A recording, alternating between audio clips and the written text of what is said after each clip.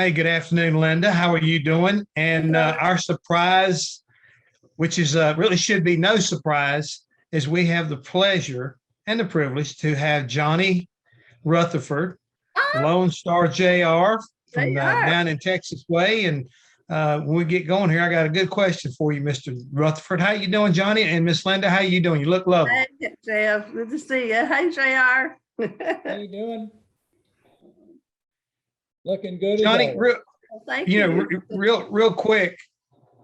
I see on your resume that you were born in Coffeyville, Kansas, but yet you got the nickname Lone Star JR. How did that come about? I mean, how long you been in Texas? I can't hear it. How long you been in Texas? How long you been in Texas? Oh, live.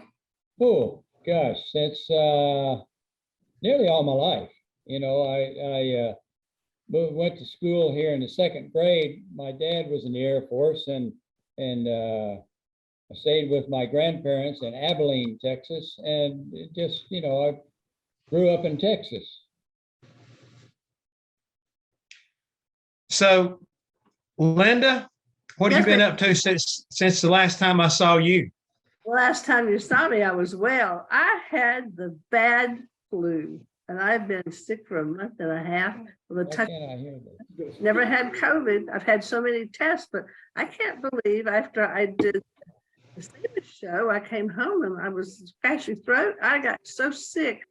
I was in for over a month, and I could not believe. I go to the doctor once a week and I take all the meds and everything. But God bless everybody out there that's had that flu. And all my neighbors cooked for me, so I didn't lose a bit of weight. I'm just blessed to be alive because that was a very frightening time. I've never had pneumonia before. You know, some people tease me about having a chest cold. Well, this one was a real deep chest cold.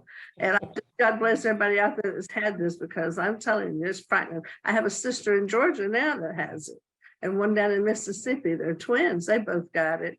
And I haven't even been around them. So it's spreading everywhere. And I really suggest everybody be as careful as you can be. I've washed my hands. I think I washed all the skin off of them.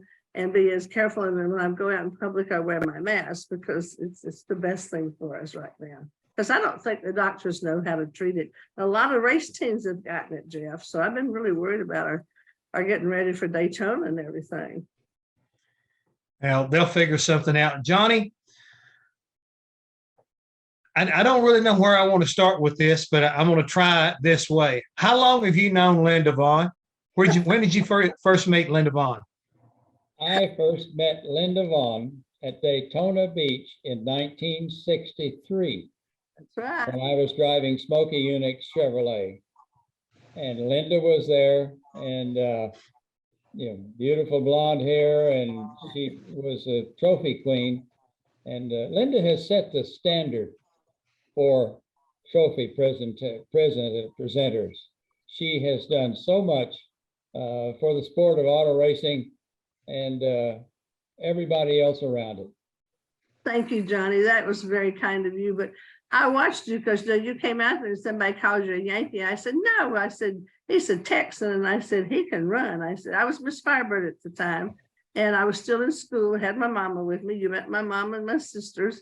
And we just really liked you, Johnny. And then when you kept progressing and I kept winning contests, and then all of a sudden I became Miss Hurst Golden Shifter. And a lot of you folks out there might not know this, but that man right there has won quite a few Indy 500s, but he won the 1974, and I got to present him with my Hurst's pace car, big block 455 Oldsmobile. That was the greatest car, Johnny. Oh, yes. Served Those were good times, Linda. Yes, sir. And I've watched your whole career, and I've been very proud to call you my friend, and Betty, my friend, and worked with y'all on our Cara and all the things that we could do to help people. And you're quite the artist too. I don't know if y'all know this about Johnny, but he can really paint beautiful pictures. And I'm still waiting for one to hang in my Hall of Fame. Well, yeah, that's something there, Linda, that I didn't know about Johnny. But Johnny, we'll go back. You mentioned you drove for Smoky Unique. I knew Smoky in his later years. If you were around him in 63, you got the full force of Smokey Unick. I mean, he was always kind of like up on the edge, you know what I'm saying? And he was, you know, so competitive. People who didn't understand that about him. Sometimes you think he'd be staring a hole through you, and all he was trying to do is trying to think about something, and he didn't even see you.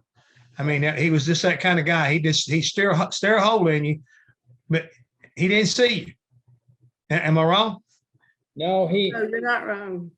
he was a smart, very smart individual, and he would, if he couldn't figure out a way to beat you, he'd go to your rule book and figure out a way to beat you.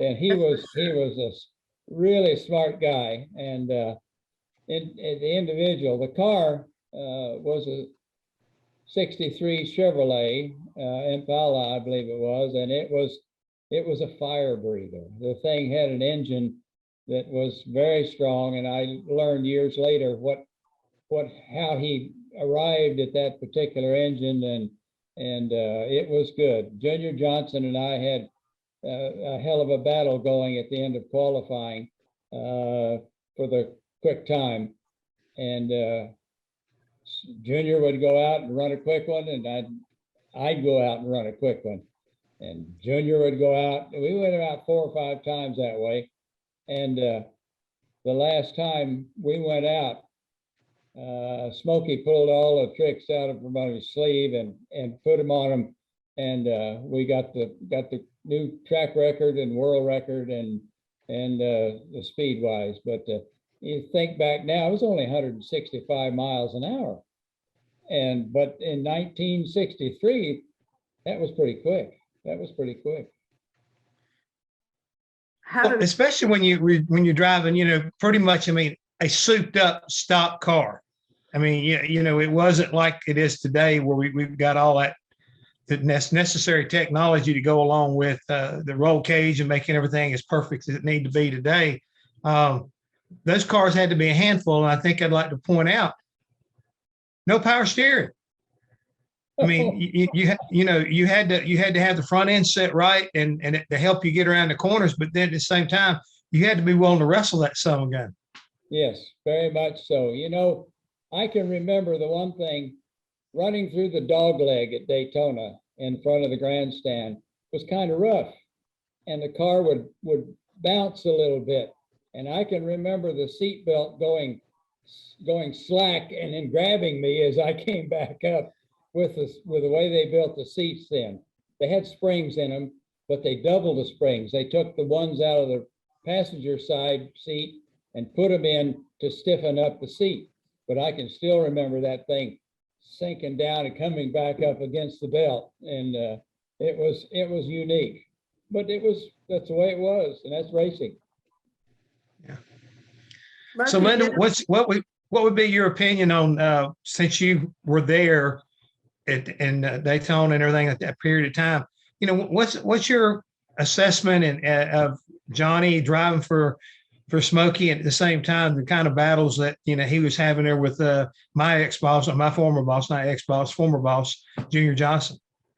Well, you know, I loved all the guys, but I took it all in. I didn't miss anything. That's when I saw my first really Hurst shifter was Pontiac 62. So I know that George Hurst had a lot to do with Smokey.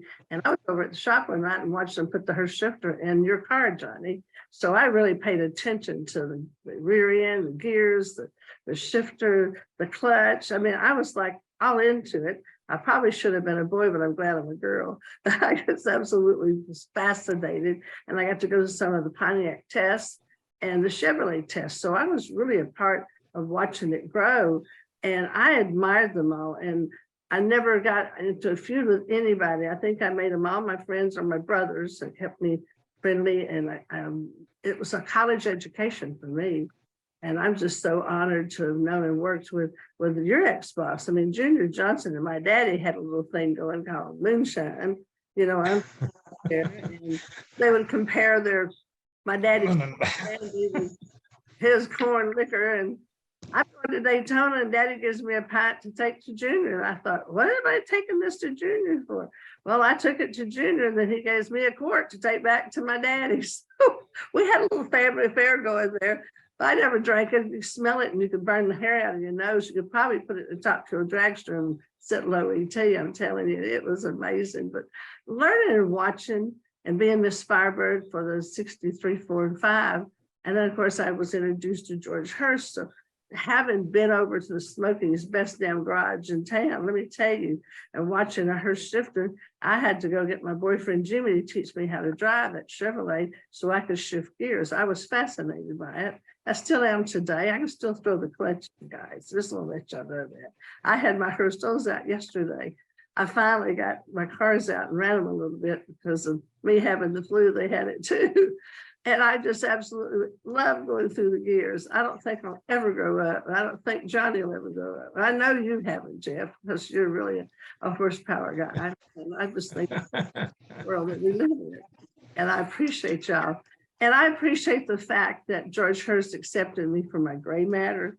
That's the most important thing that I think kept me going for the next 20 years, is really applying my knowledge and building the cars. And like Johnny's pace car, that was one of the most beautiful Hurst Oldsmobiles. I just sold my 74 to a wonderful, wonderful friend, and my 79's down in Daytona at the Hall of Fame, which they put me in the Hall of Fame, and I'm so proud to have my car there. It's going to be there forever now because we presented it and Mr. Bruce Smith bought it, and we got it all painted and beautiful. And the first thing they did when I was there, they had everybody a pen to sign that paint job. I'm going, that was a $30,000 paint job. But we got the 74 on the strip right now. We're going to take care of it, but I don't think it's going to go to the Hall of Fame just yet, because that's it's one of our last, in fact, my 75 is the last of the 455 big block engines. So it's a piece of jewelry to me, and they're my kids. Those cars are my children, because I never had any kids. But all my nieces and nephews have put down what they want when I go to heaven. When you go to the Speedway in the sky, Linda, I want that white Hurst Oldsmobile. And there's 12 of them, so I don't know. Yeah, that'll be their problem at that time. I think Johnny's family's been so wonderful, and having to put up with AJ Ford as much as Johnny did. You know, AJ I love him, but he was tough to work with and drive with. But JR, he was a superstar. We didn't have to change anything about that Lone Star JR, especially at Phoenix. Woo, Lord. You guys really taught me a lesson down there, Johnny. Y'all taught me a good lesson. Yeah, that was a tough. And Jim Holland, the chaparral, I've watched Johnny's whole career. And I think it's marvelous to be on the show with you. You still got a pace car. Thank you. Where's the pace car, Johnny? So Johnny, you know, we talk about, you know, your stock car adventure with Smokey. Let's talk about you open wheel and your sprint car as well as your IndyCar career. And, you know, when did it start and where did you pick that up? I mean, did your dad race? I mean, where did you get this fever, or this, let's put it this way, who put race cars in front of you that all of a sudden you fell in love with it?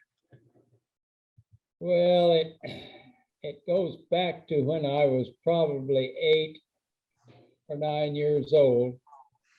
One Saturday night in Tulsa, Oklahoma, my dad took me out to a midget car race. And midget racing just after the war was the rage. You know, they had cars everywhere. I saw guys like Lloyd Ruby and Jimmy Reese and, you know, Buzz Barton and a bunch of guys race midgets on a quarter-mile dirt track. And I was hooked. I wanted to drive race cars when I grew up. Well, I grew up and went in high school and had a 32 Ford 5-window coupe with a small block Chevy engine in it that I'd put in my hot rod club. And so one night at club meeting, one of the guys said, "Hey, I'm going to have to leave early and go help my brother put the engine in his dirt track car." Boy, that set me straight up in my chair. The dirt track car? He said, yes, they race every Friday night at the Devil's Bowl Speedway in Dallas. So, boy, the next day I went out with him and they let me drive that car, which, you know, I had no idea. It was a locked rear end and everything. So I got to take a drive in it, and that set the hook a little deeper. And I started looking for something, and I found a 32 Chevrolet coupe in Grapevine, Texas, in a closed up service station. And I bought that. And with the help of the guys in the Hot Rod Club, I had my first race car to go running at the Devil's Bowl Speedway in Dallas, Texas. Wow. I wish I could have seen that. Well, I have a hot rod. I got a 33 Hot Rod Lincoln. We just got it all apart. Well, my guys that's working on it, they've been working on it for a couple of years now. I keep telling them, I said, would y'all get that car finished so I can bring it back out? But I put it's the only thing I've ever had that has a Ford engine in it, but thanks to Shelby and a few of our friends at Ford, we got delivered a couple of engines, and I absolutely love the car. And I entered in it at SEMA, and I ended up winning the car of the year that year, 97. And I only spent under 100,000 with all the companies' participation to build it, Johnny. And there was the Prowler that took 450 million to build the Prowler. So I was really proud of all my friends and a lot of women working on that Hot Rod Lincoln. So we're going to get her back together and bring it back out. So I just want y'all to know I'm a hot rodder too. Well, certainly, I knew that. Oh, yeah.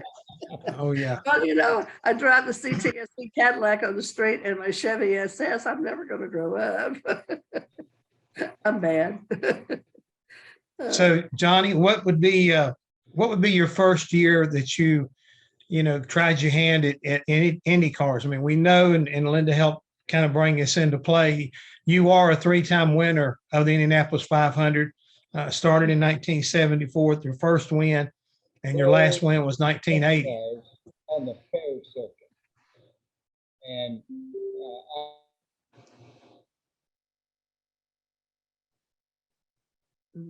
you probably couldn't name a state fair, county fair, free fair, or fair in the Midwest that has a half-mile dirt track.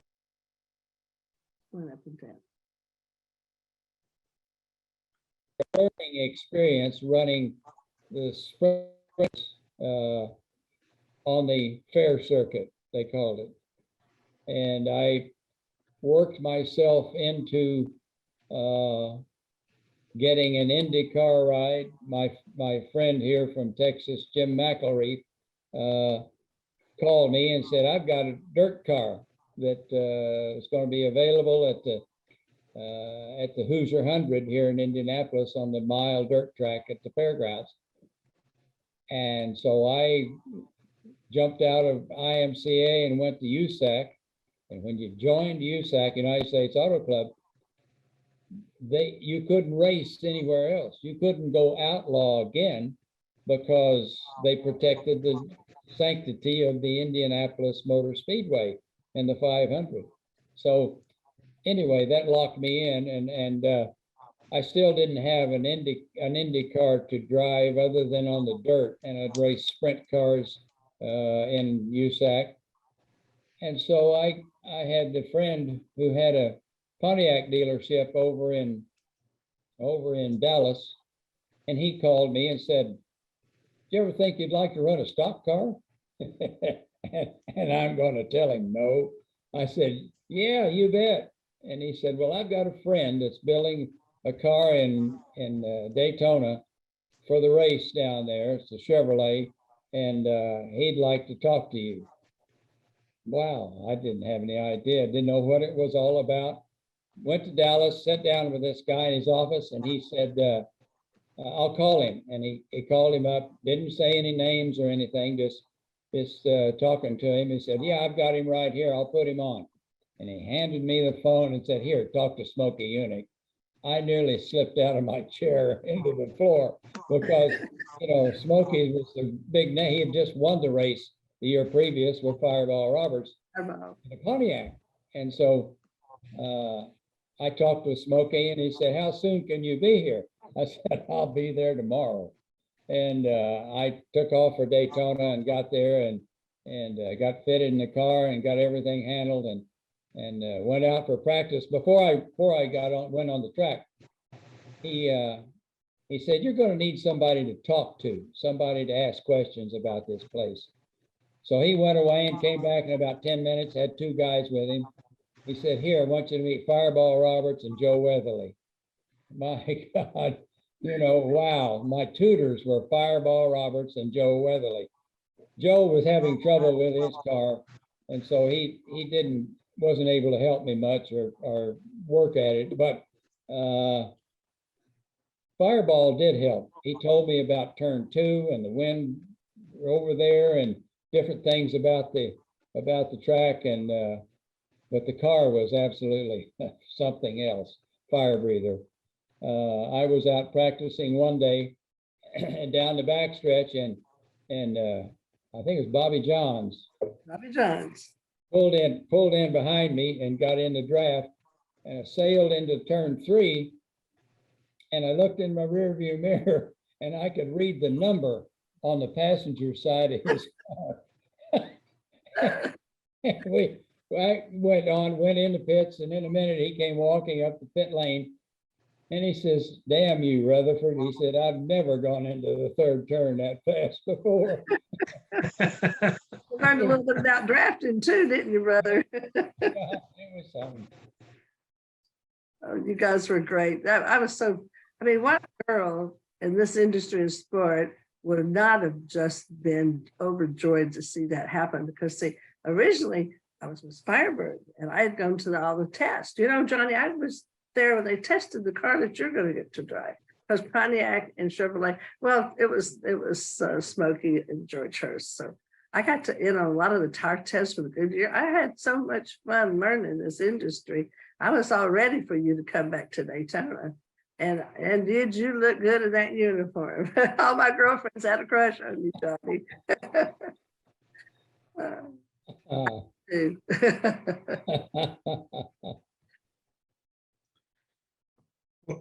Well, gang, we're starting to get a few questions here, and I'm gonna go ahead and bring a few of them to y'all's attention. Number one, Jessica Clayton wants to know, Linda, when you coming back to Alaska? Well, just give me a second, and I'm gonna give them out here, and y'all can comment on them. John Bickford, Jeff Gordon's stepdad, Mr. Rutherford, having been a successful sprint car driver, what are your thoughts of today's sprint cars? And this other guy, Randall Zimmer, he said, "Hi, Johnny. I saw you slide on your head at Phoenix. Did you push on the brakes?" So there you go. You got some folks right now, that are watching in and I guess enjoying our conversation that would like to have those things addressed. Ladies first. Okay. Are you going to Alaska? I don't know. Somebody else asked me recently. I'm not looking for a husband. I understand that a lot of girls go up there to try to find a husband. When they have a good drag strip and they invite me to come back, I'd love to go to Alaska again. And I like to go fishing. I just think it's beautiful. Being from the South in the Georgia mountains, I'm kind of a country girl. I live out here in California on the ocean and Laguna, and it's beautiful and all, but I don't forget where I come from, and I still really enjoy going up in the mountains. And I just love walking through the mountains and smelling the trees. But when I get invited back there, I'd sure like to come. I really would. That's what I do, is make appearances when people invite me and bring me in. So I'll be looking forward to it. North to Alaska. I saw Johnny run just about every car he talked about a while ago, and it was a great honor, Johnny. Thank you so much for including me. I appreciate it. So, Johnny, when that car was upside down, were you pushing on the brakes? In Bud Moore's Mercury at Daytona, I was having the car handle was real loose. I just more than you could want anyway. And so I was three Fords drafting each other went by me, and Ned Jarrett was trying to hang on to them. And as they went by, it pulled me loose. You know how it is down there. And it pulled me loose, and Ned nailed me and spun me around off of the banking, and it rolled over on its top and slid, I thought forever, down the back straightaway. And while it was upside down, the natural thing to do is you're sliding, and you know you are, because you're getting all kind of metal spray and everything on you. Anyway, I was putting the brakes on, but I missed the pedal because my feet were up under the dashboard. What about at Phoenix? I was there too. Oh yeah, well, that's Remember what I told you? the only thing, my comment to that is the only thing that saved me at Phoenix is it landed on my head. You know, Well-built chaparral. That's for sure. I have the helmet in my trophy case, and a letter that Bill Simpson got from the people that test the helmets. And the last paragraph in the letter says, "A helmet of any less integrity would have produced a fatal." And so Bill Simpson and I became dear friends, and I miss him a great deal since he passed. I do too. You know- He saved so many lives, and he was our great friend. And we want to say thank you in heaven to Bill, because he really did save you, Johnny. I was there, and I never ever forget what you said to me afterwards. You said, "Linda, if you ever have an idea or anything, please let me know." I love you, Johnny, and I was real proud that that helmet withheld what it was built for, and that was Bill Simpson. He loves you guys. Yeah, there's another unique individual that came into not only IndyCar, but also into NASCAR, and had he had a defining moment, you might say, with some of the safety innovations that he did bring along. And I mean, he cared so much about the competitor. And to me, I think a lot of people, they didn't know the real Bill Simpson. And again, I think that's a great tribute right there to him and his understanding of driver needs, the things that needed to be addressed to make sure you had something that was quality, not something that would, like you already pointed out, would have ground through maybe and hurt you or not killed you. And That's why he again, just really great guy. He was a drag racer first, and having worked with him and George Hurst because of the drag shoots and then the first breaks and things that he did, but his fire equipment saved so many lives. And Johnny knows, like when we're in Indianapolis, the fuel, you can't really see it when it flashes on you. And he saved me and my girls and I, in the pits for many years because of the fire retardant clothes that he made for us. And then the helmets. And thank God I had my helmet on when I went off that motorcycle. Bill had a lot of ingenuity, plus the fact that he raced everything. He raced in Formula One. He raced in drag racing. He was a racer who set himself on fire at our press conference, and that's shows the confidence of how much he loved everybody. Yep. Felt it right. So Johnny, you spent quite a bit of time in stock cars, but I think, like I say, a lot of people just continue to remember your career in open wheel. Talk about, your most successful season, and at the same time, and the challenges that you ran into with, let's face it, back then, they were a lot like stock cars. Those race cars of that era, you had to manhandle. You had to get up on the wheel, and you had to be, grit your teeth and get it done. And you had to be a little bit of forget me, because you're kind of throwing caution to the wind. You had to be a daredevil to drive one, I think, at that period. Yes, it was different because they had no cages. They didn't have the cages they have now to protect the driver. And I've seen a lot of friends perish in race cars because of that particular thing. But if you made it through that, you had a pretty good chance of gaining notoriety and getting up into the big cars, we call them, the Indy cars, and race some stock cars. The stock cars, like you said earlier, they were different than today. Those cars they're running out there today are race cars. They are pure and simple race cars. And so it's time marches on. Things happen, and NASCAR has a good show, good cars, Indy cars. I'm amazed at Indianapolis at how technical it has gotten. It is so technical. There's a room full of engineers watching what the car is doing, so they can change things and set it up. So it's and I think NASCAR is getting that way a little bit too, with people And drag that racing. watch different parts of the car and what's happening with the shock absorbers, or what's happening with gear ratios or whatever. But it's different. Racing has changed a great deal, and it's becoming very technical. Same thing in drag racing, boys. Same thing in drag racing. Look at Tony Stewart and Leah. Yeah, making something he's made, and then he can also drive them. And I really respect him, like Tony has done, because he's done it all. He has done it all. He brings a safety program with him. I mean, that's his lovely wife out there. She's had some pretty bad accidents. Thank God for the products that they build and the safety that we've all learned that goes into the NASCAR and into IndyCar. We all got to work together now. I think that's why SEMA and PRI are so successful, is because we all work together. You know, Mr. Hurst built the Jaws of Life.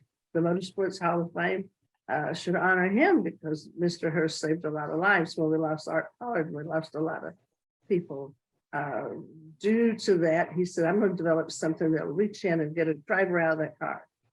So we did, and all your fire stations and all your racetracks all have the First Jaws of Life now. Even I got one from my little hometown in Dalton, Georgia, and one for Laguna Beach, because the product works, and we learned it all through racing. Unfortunately, we've lost a lot of people through our knowledge of making it better, safer for the people that drive their own street cars now. So we're all engineers in this industry, we really are. Even To a degree. So Johnny, we talked a lot about, your win in 1974 at Indy. Let's address it. I mean, can you relive that? I'm pretty sure you can. Most of the times when you win a big race, you never forget what went on that day. But can we kind of get a little bit of a playback from your opinion? One of those situations, we had a new chief steward at Indianapolis. Tom Benford became the new chief steward, and he interpreted the rules a little differently than the first chief steward. And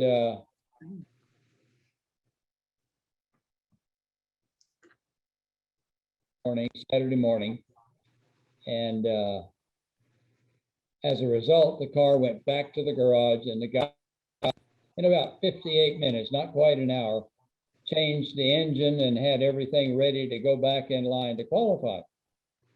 Well, Benford said, no, you've got to go to the end of that line, because you weren't there when the things started piling up, or they started lining up. Well, we were racing with Foyt for the pole position that year. I was driving for McLaren, and we thought we had him. And this particular thing that happened, we just ran some laps, and it turned out to be second fastest in the field, but it wasn't a major effort for qualifying. And so we had to start 25th, pole in the 9th row. And my car was so very, very good. We lined up, and they dropped the green flag, and I started 25th. And in 12 laps, I was running third. That good, the car, I just passed him as I came to him. The car was that good. And then Foyt and I got together, and we were racing one another, put on a big duel, and pit stops and everything. And I could almost get by him, but he was running the 4-cam Ford V8, and it had just enough grunt with that. If I couldn't get a run on him, then he would pull me in. So I just settled down to run in second behind him and wait for an opportunity. The opportunity came when an oil line let go on his car, and I stayed close to him, but behind him the best I could. But finally I had to back off because he just covered me up with oil, and it black flagged him. He went in. They thought, they found it, and he went back out and was still blowing oil. Black flagged him, and that was it. And I was there and won the race. And we pulled the car up on Victory Lane. They had big black and white carpet squares made checkered bar down the top of the E.T. Barwick carpet made in Dalton, Georgia. Yeah, we pulled up on there, and when they moved the car to take it back to the garage, there was a perfect outline in oil of the wind in front of the nose, where they'd all dripped off while the car was sitting there. But that was the first one in '74, and it was very good. Looking forward to the next one. You drove a great race, Johnny. I'm telling you, you drove a great race. Two Texans going after each other. You Texans, I'm telling you, it was absolutely meant to be. I believe in fate. Talking about that carpet, Johnny, my mother made that carpet. She worked for E.T. Barwick, and that was another part of my family taking part in the Indy 500. Carpet came from Dalton, Georgia. Oh, See? Oh my. so Johnny, let me ask this question, and hopefully I'm not trying to set you up, but let's get your opinion of it. You battled a lot of guys of that era, and AJ Foyt being one of them. What was it like to race against AJ? And was he the toughest guy to pass when it came time once you got to him? And who maybe was somebody you enjoyed racing with? Because again, you could race and you respected each other to the point of the give and take, made it fun. Oh, I think Foyt was clean. He would race you hard and give you a break. He would test you every now and then to see if you could take up whatever he was giving out, and you usually couldn't because he knew better. But AJ was a very clean racer. The unsers, Bobby would test you. Bobby would let you know he was there, or if you knew, you test him. Anyway, he was tough. Al was a very clean driver, smooth driver, one of the smartest drivers I've ever raced with. And Mario, I think, figured the racetrack was his, and if you didn't get out of the way, he'd run you through the infield. But he was a racer, and that's what racers do. If I've got the number one position and I want to keep it, I'll try to keep it any way I can, and you know that. You were always a clean racer, and that's why they liked racing you. How about Lloyd Ruby? How'd you like racing with Lloyd Roger McCluskey? Lloyd was a dear friend, lived not far up here at Wichita Falls, Texas. And Lloyd I can remember when I was an 8 or 9 year old kid going to the races in Tulsa on Saturday night, the announcer saying, and now going out to qualify, a young driver, 19 years old, and winning races and creating a real place in racing for himself, Lloyd Ruby. And I can just remember that. Lloyd was a dear friend, and the family, and we spent a lot of time together. Johnny, you talk about some of the race cars that you drove. I understand that, you restore race cars, don't you? And don't you have some vintage race cars? I have a 1946 Curtis Craft Ford V8 60 midget that I have restored that I used to watch race in Tulsa, Oklahoma when I was a youngster, and I've enjoyed that very much to be able to put it back. It's ready to be painted and take it out and start it somewhere. You know, the type of car that you drove is totally different than what the type of sprint car or midgets you drove of today. You know, what's your opinion of the big wing monsters they run nowadays compared to what you used to? That's the way it is. Time marches on. They found a better way to make them stick to the ground. And my personal feeling is anytime you could get in a race car with the wings and the setup and go out and run flat-footed without having to lift around a dirt track, I'm not sure that's the way to race.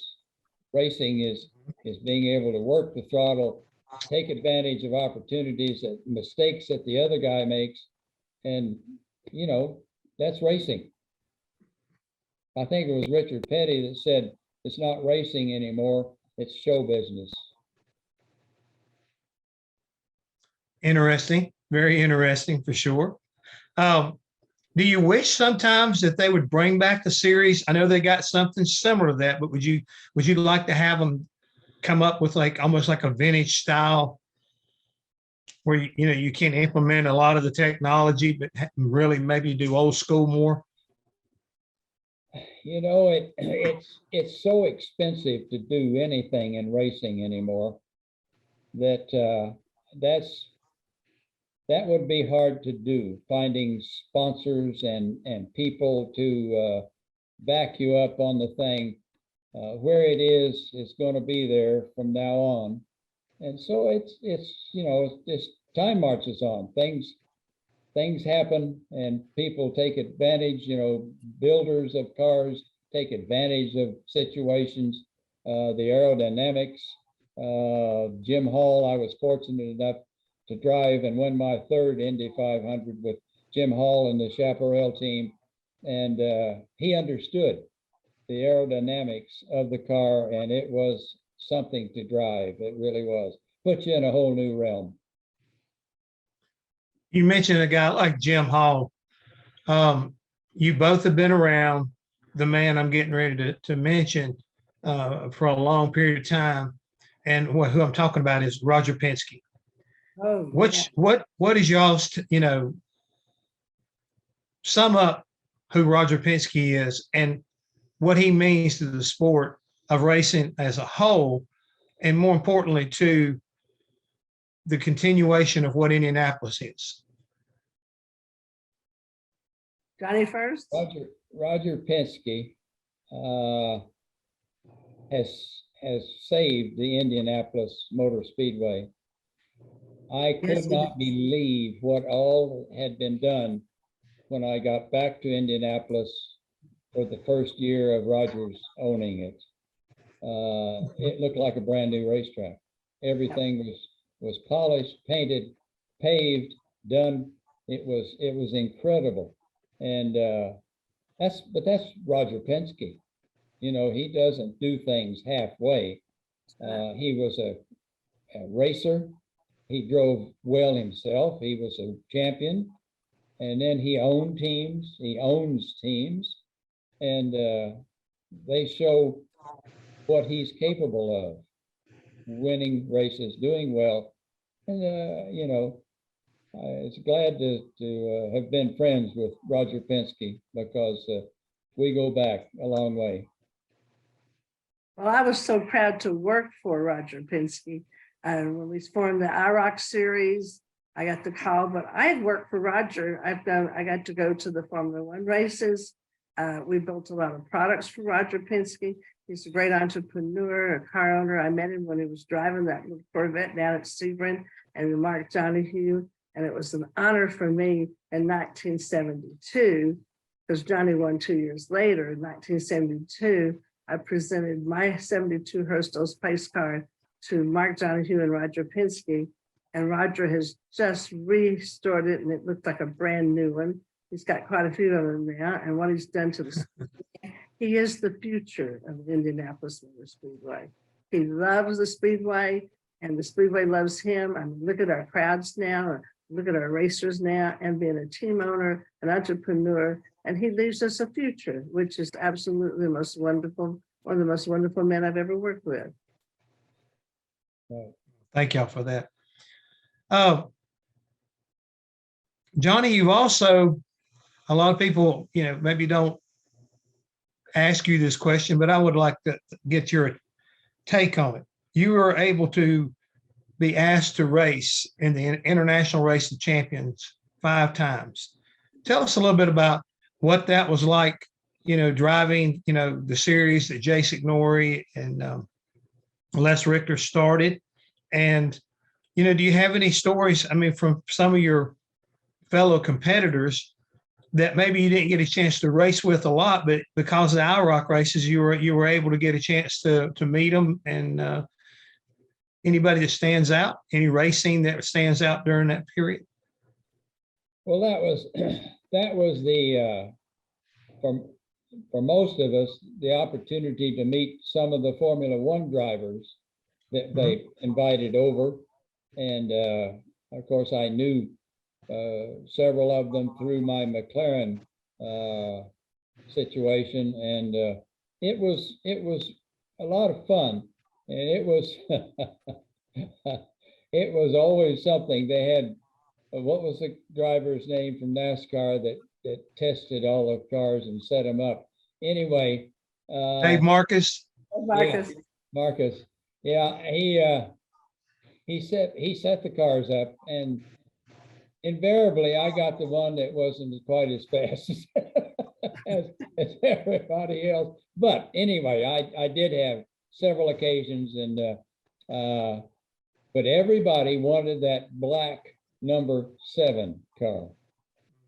And I think Bobby Unser won a couple of them in that black 7, and whoever got the black number 7 for the race, that was what you wanted. That's the way it turned out. But we were racing in Atlanta, and it was the old track, with the front stretch on the back stretch. Right. Anyway, coming around for the checkered flag, and I think, gosh, I can't remember who it was that got loose and started a chain reaction in the cars banging around, and it opened up a hole for me, and I was going through it, and who was it?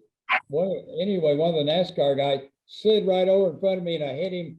I gave him a good bump, and he won the race. And I finished second, I think, or third, and he still owes me a dinner because of that, I think. I went to every one of those races. You guys were great. Emerson Fittipaldi loved racing against you guys, and he talked about it. And he ended up driving for Roger Penske and coming to the Speedway. It was wonderful getting to work with all y'all, because all of them were equally prepared cars now, Johnny. That number 7 just had a special paint job on it. I heard that story quite a few times, but they all had my Hurst shifters in it. It was a great, great honor to be a part of the IROC series. Yeah, I remember in talking to Jay Signori, because, Daryl got to race in several of those, and, I got a chance to kind of hang out with Jay. And at that time, Ray Evernham was over there helping Jay Signori. And when I spent some time, like I say, this to be true, Linda, because we were up Chattanooga and Ray was up there. And I asked him one time, I said, what was it like to listen to all those drivers complain? He said, heck, all of them did. Even when they won the race, they had a complaint. But the thing was, he said, as hard as we worked to try to, make sure we had equality, it was next to impossible back then, because the engines themselves were so finicky that, one little minor adjustment, it's almost like you gave a guy, 15 or 20 more horsepower. And, trying to get them tuned exactly right was one of the biggest challenges he ran into. And I know I worked with him a couple of years ago in the SRX series that he created, which is very reminiscent of the IROC series. I think that you would have loved to have driven one of those cars and raced one of those engines, because they're probably one of the most matched up engine combinations that anybody's ever going to have an opportunity. I mean, it's about as dead even as you're ever going to get. I agree. I thought that series was wonderful. I think it gave us a shot in the arm for Saturday Night Racers again. I really do. Yeah, I think it brought back a lot more grassroots awareness for sure. And that's Sure. history for the future. I liked it. Yeah. I was going to tell you, Johnny. I mean, I've been to the Devil's Ball on a couple of different occasions and run some dirt races, and that place is pretty phenomenal. But you better come bring your A game, because they get around there pretty quick. It's worse than what was it? AJ used to go, not Des Moines, but was it Winchester? Oh my Yeah. God! I ran at Winchester. I was so glad when that race was over. They were real quick, really quick. So Johnny, the Devil's Bowl is being sold.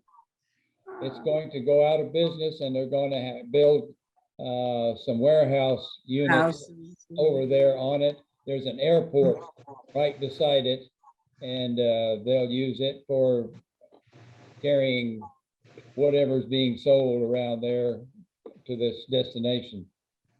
Atlanta I race hate to hear that. drag Yeah. strip was sold too. Yeah, I got a Hate picture. to hear that. The Atlanta drag strip, they're closed it too. It's heartbreaking. Well, like Orange County Dragway, I go up to the airport. I always look over there, because they used to get the cars from the house. But that's progress. What are we going to do? I'd love to buy some property in North Georgia and put a track up there. I went over and looked at 200 acres while I was at home last time. And my cousin Sandra's looking at, and she said, we're going to do a rock concert here. And I said, well, I'm going to do a race, because it would be perfect up there for a race. Yeah. Linda, you better stop the tornadoes over there. Right Oh my now. Lord, I know. My family Wow. was safe, but boy, that was a lot of bad storms last night, not before last. In fact, we've got a storm shelter that my sister Shirley just built, and everybody ends up in the basement at my sister Betty's and then over at Shirley's, because it's one of the reasons I kind of don't want to move back there just yet, because we've had such bad storms. It's frightening, because it tears up a lot of racetracks. But Atlanta didn't get hurt, so we're fortunate there. Yeah. Speaking of tracks, I know you love Indianapolis, but if you had another racetrack that you could run, where would you want to go run? Because you're just so comfortable with your driving style, you've had success there. What would it be? But which track would that be, Johnny? Oh, there are a few that I had success at. I think Milwaukee would be one of my first choices. I've won 4 races there, and it was, Milwaukee was a flat racetrack, and on the other side of the coin, I would like to run Michigan. I liked Michigan on that high bank racing, and set records there, and did really well. Won the 500-mile IndyCar race there. So yes, but you tend to want to race just about anywhere they stage a race, and so. But if I had to pick 2 other than Indy, it might be Milwaukee and Michigan. What about Trenton? Trenton. Woo! Trenton was a challenge. Oh boy, I'm telling you, Lloyd Ruby said it was one of the biggest challenges he ever had was at Trenton. Oh, it was something. Yeah. And Milwaukee's pretty tough too. Now, we've asked about your favorite track. How about guys you drove for? Do you have a favorite owner, favorite team? Even manufacturers, you mentioned McLaren a couple of different times. when you look back, who is somebody you would just love to go? If you want to go back and race tomorrow, who would you want to go drive for? Oh, gosh. I drove 7 years for Team McLaren, but it was a totally different group than is there today. And it was some of the original founders of McLaren Racing. Teddy Mayer and Tyler Alexander was my crew chief, and we only had 6 or 7 team members back then. Now they've got 60 or 70 team members. So it's a different program, different ball game. I probably I would have to rate the 2 best teams I drove for was Jim Hall at Chaparral in Midland, Texas, and at McLaren. I drove 3 years or so for Jim Hall before he pulled the plug and shut the team down, and drove 7 years for McLaren. And I had raced in 11 Indianapolis 500s before I won my first one in '74. So McLaren was good. And anyway, those were the best 2. Yeah. Okay, Linda, kind of like the same question for you. Do you have any favorite drag racer or tracks or anything like that from the 60s and 70s? What month it is. If it's February, I'm going to be at Pomona and Daytona.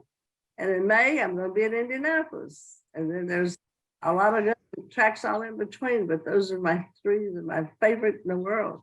Formula One, when I went over there with Mario and our team, I enjoyed it in England because I could speak English. I couldn't quite understand French and Spanish and all those other languages. But Monza was a very interesting racetrack.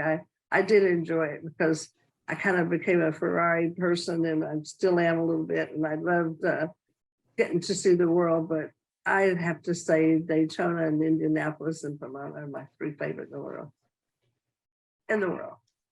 Yeah, I understand. Johnny, I saw you one time out in Texas, and you were shooting skeet. You still enjoy shooting sporting clays? I do. Yes, I do every chance I get. It's been a while, and Wow. I just, I've got a bunch of shotguns and everything. But in sprint car racing in 1966, when I crashed at Eldora and broke both arms, my right arm won't straighten out all the way, and it won't turn palm up or palm down. So I had to have my shotguns made with new stocks and have a thumb hole in the stock in the thing. So now my shotguns fit me perfect, and I can shoot. My shotguns fit me perfect too, because my daddy was sheriff.